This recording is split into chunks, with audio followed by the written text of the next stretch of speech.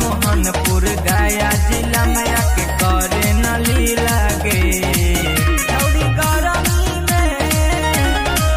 छौड़ी गरमी में तू नरमी राखे चतरा हजी लागे।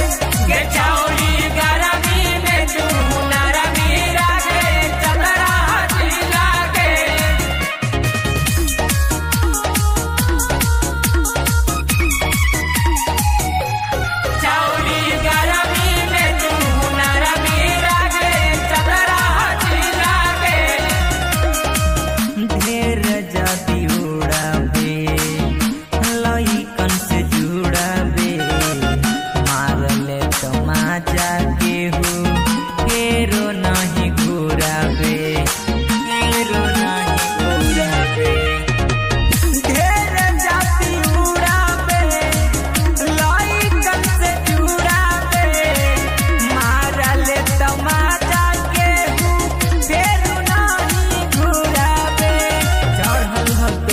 जवानी लगो हई पूरा सलीना गे।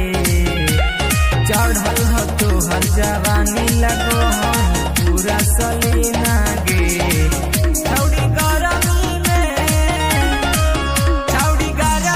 में तू नरमी राखे चतरा हजी लागे।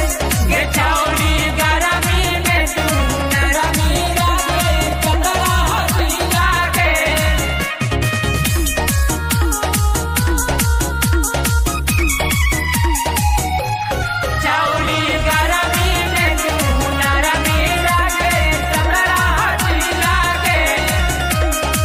प्यार हमसे करी ले लाभर बनाई